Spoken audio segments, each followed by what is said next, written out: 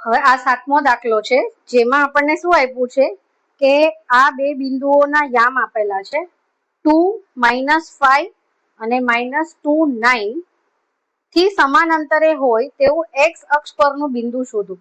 તો તમને ધ્યાન હોય તો ઉદાહરણના દાખલામાં આપણે વાય અક્ષ પરનું બિંદુ શોધવાનું હતું. તો મેં ત્યારે શું કીધું હતું કે વાય અક્ષ પર હોય તો એનો મતલબ એનું એક્સ યામ 0 હોય, કારણ કે એ વાય અક્ષ પર છે એટલે એક્સ ના 0 માંથી જે પાસ થશે, બરાબર છે. હવે અહીંયા આગળ આપણને એક્સ અક્ષ પરનું બિંદુ શોધવાનું કીધું છે એટલે આ એક્સ અક્ષ પરનું, એટલે આ જે બે બિંદુઓ છે આ 2 અને -5 છે એટલે એક અહીંયા હશે 2 અને -5 અને બીજું -2 અને 9 છે, -2 અને 9 એટલે એક અહીંયા હશે. મતલબ અહીંયાથી ક્યાંકથી પસાર થતું હશે જે સમાન અંતર પર છે, જેનું વાય યામ 0 છે કારણ કે એક્સ અક્ષ પર છે, બંનેથી સમાન અંતરે છે એટલે એક્સ ની આપણે આ જે એક્સ છે એની કિંમત શોધવાની છે. આના મેં યામ લખ્યા -2 એટલે અહીંયા આવે અને અહીંયા આવે, એનો વાય યામ અહીંયા આવે, અને 2 અને -5 એટલે વાય યામ માઇનસ છે એટલે નીચે આવે, અને 2 એટલે અહીંયા આગળ કોઈક બિંદુ છે આ, તો આ એ છે અને આ બી છે, અને પી જે છે એ એક્સ અક્ષ પર ક્યાંક છે, બરાબર. અહીંયા આ એક્સ અક્ષ પર ક્યાંક છે કોઈ બી જગ્યા પર, અહીંયા ક્યાંય પણ, તો એનું વાય યામ જે છે એ 0 આવશે. હવે એ સમાન અંતર પર છે એટલે મેં અહીંયા શું લખ્યું, આ બિંદુ એ થી પણ સમાન, એ થી જેટલા અંતરે છે એટલા જ અંતરે બી થી પણ છે, તો એનો મતલબ એપી બરાબર બીપી, કારણ કે આ બેનો અને આ બેનું અંતર સરખું છે એટલે એપી બરાબર બીપી કર્યું, પછી એપી નો વર્ગ બરાબર બીપી નો વર્ગ કર્યો. આ કરવાનું કારણ શું છે કે આપણે રૂટ ની જે સાઈન કરે છે એ કરવી ન પડે, સીધું રૂટ ખુલી જાય, કારણ કે તમે રૂટ નો વર્ગ કરો એનો મતલબ શું થયું કે રૂટ ખુલી ગયું. સમજો આવી રીતે રૂટ 16 છે, આનો વર્ગ કરો એનો મતલબ શું થઈ ગયું, આ ખુલી ગયું, બરાબર છે. આ રૂટ ખુલી ગયું એનો મતલબ એવો થાય, બરાબર.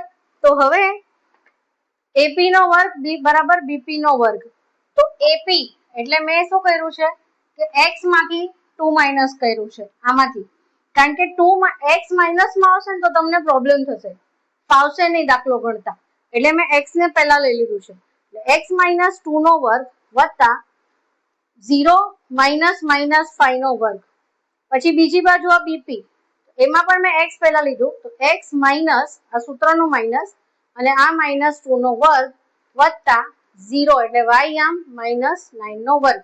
હવે અહીંયા હું લાઈવમાં ગણું છું, કેમ મેં આ લાઈવમાં રાખ્યું, કારણ કે આ એક્સ વાળું નંબર આવ્યો એટલે, તો x² -4x + 4 યાદ આવ્યું, a - b the whole square નું સૂત્ર, a² - 2ab + b², એ સૂત્રનો ઉપયોગ અહીંયા આપણે કર્યો છે, પ્લસ 0 + 5 એટલે 5 નો વર્ગ, બરાબર. સેમ વસ્તુ અહીંયા x² અહીંયા માઇનસ માઇનસ થઈ જશે, પ્લસ 4x + 4 -2 નો વર્ગ પણ 4 જ થાય, પ્લસ -9 નો વર્ગ, બરાબર.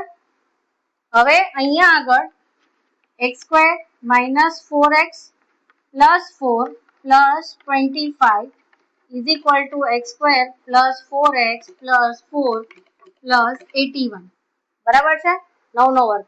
હવે જો x² અહીંયા ઉડી જશે, હવે -4x + 29 આ 4x ને આપણે અહીંયા લઈ લીધું = 85, બરાબર છે, સમજાય છે. તો બરાબર, કઈ પણ ભૂલ હોય તો મને કહેજો, કારણ કે હું જોઈને નથી કરતી દાખલા. આ -4x પછી આ 4x = ની ડાબી બાજુ લાવી એટલે આ પણ -4x થઈ ગયું, પછી 25 ને 4 29, બરાબર. આ હું અહીંયા લઈ આવી અહીંયા, એટલે અહીંયા બચ્યું 85. હવે આના પછીનો સ્ટેપ કરવા માટે મારે થોડું રફ કરવું પડશે આગળ ઉપરનું,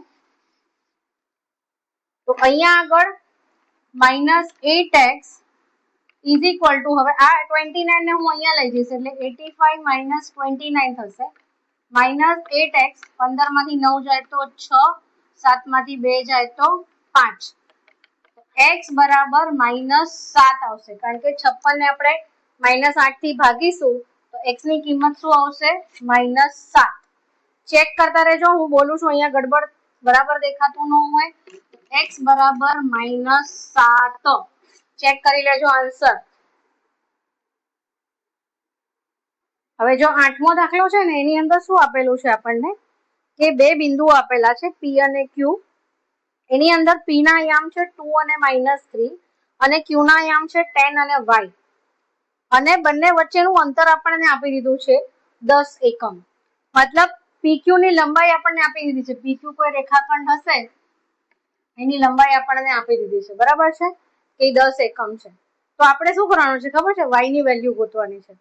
આની પહેલાના દાખલામાં શું આપેલું કે સમાન અંતરે છે તો અને x અક્ષ પર છે તો y મતલબ x અક્ષ પર હોય એટલે y યામ 0 હોય, તો ઈ જે x અક્ષ પર જે બિંદુ હતું એનું યામ ગોતવાનું હતું, તો જે આપણે -7 ગોત્યું.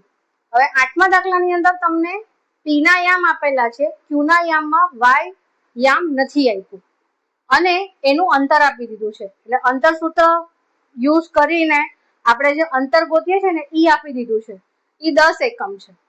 તો pq નો સ્ક્વેર કર્યો છે મેં અહીંયા. અગેન સેમ રીઝન કે બંને બાજુ આપણે વર્ગ કરીએ તો રૂટ જે છે ઈ નીકળી જાય, રૂટ થી આપણને છુટકારો મળી જાય. એટલે મેં અહીંયા pq નો વર્ગ લખ્યો અને 2 - 10 કર્યું વત્તા -3 - y નો વર્ગ, બરાબર. હવે pq કેટલું છે? 10. તો અહીંયા 10 નો વર્ગ કરવાનો છે, ઈ ભૂલાય નહીં. તમે અહીંયા ખાલી 10 લખશો ને તો દાખલો ખોટો પડશે. અહીંયા ખાલી 10 લખશો અને અહીંયા રૂટ પણ નહીં કરો તો પતી ગયું 0. 2 - 10 -8 નો વર્ગ વત્તા -3 નો વર્ગ. તો આની અંદર આપણે ઓલું સૂત્ર વાપરવાનું છે, a² - 2ab + b². તો 9 -2 ગુણ્યા -3 6y + y², બરાબર. તો 10 નો વર્ગ અહીંયા આવશે 100, 64 વત્તા 9 - 6y + y². હવે આને 100 ને આ બાજુ લઈ જાઓ એટલે હું આમ લખું છું y² - 6y, 64 ને 9 73 -100 = 0, કેમ કે આપણે y ની પોસિબલ વેલ્યુ કાઢવાની છે. તો y² - 6y 100 માંથી 73 જાય તો -27. હવે જો આ દ્વિઘાત સમીકરણ બની ગયું, એ આગળ આવશે. મતલબ આપણે આ ડાયરેક્ટ 7મું ચેપ્ટર કર્યું છે તો આપણે દ્વિઘાત સમીકરણ, દ્વિઘાત એટલે જેની બે ઘાત હોય. હવે અહીંયા આ -6 છે અને અહીંયા -27 છે. તો આપણે 9મા ધોરણમાં પણ કર્યું હતું કે જ્યારે આ નંબર માઇનસમાં હોય એનો મતલબ આ બાદબાકી છે, બરાબર. એટલે -27 ના એવી રીતે ભાગ પાડવાના કે જેને બાદબાકી કરતા જવાબ 6 આવે. તો 9 તેરી 27. હવે પોઝિટિવ કયું ને નેગેટિવ કયું? કારણ કે બાદબાકી છે એટલે એક પ્લસ અને એક માઇનસ હશે. તો અહીંયા આ નંબર માઇનસમાં છે એનો મતલબ મોટો નંબર માઇનસમાં હશે. તો -9 + 3. એટલે અહીંયા આગળ પછી એના ભાગ પાડતા, સોરી આ સેકેન્ડ ભૂસાઈ ગયો, આના ભાગ પાડતા હું ચોકનો રંગ બદલી દઉં ને એટલે તમારે સમજી લેવાનું અહીંયા ગડબડ નથી કરવાની. તો અહીંયાથી લખું y² - 9y + 3y - 27 = 0. તો y કોમન લેવાનું અહીંયા, y - 9 + 3y - 9 = 0. y - 9 ને કોમન લેતા y - 9 y + 3 = 0. તો y ની કિંમત આ -9 છે એ 9 થઈ જશે અથવા +3 છે એ -3 થઈ જશે. એટલે y આમ જે છે અહીંયા એ યા તો 9 હશે અને યા તો -3 થશે. હવે તમને એમ લાગતું હશે કે મતલબ જવાબ સાચો છે કે ખોટો એ ખબર એક્ઝામમાં ખબર કેવી રીતે પડે, ત્યારે તમે પાછળ જોઈ લેશો. તો એમાં એક્ઝામ વખતે લાંબુ પ્રોસિજર છે. અંતરસૂત્ર વાપરી અને y ને એક વખત 9 લઈને અહીંયા અને અંતરસૂત્ર વાપરી અને PQ નું ગોતી લેવાનું કે અહીંયા 9 રાખીએ તો જવાબ 10 આવે છે કે નહીં, અને એકવાર -3 રાખવાનું તો જવાબ આવે છે કે નહીં એ જોઈ લેવાનું. બરાબર, જવાબ 10 આવે છે કે નહીં જોઈ લેવાનું.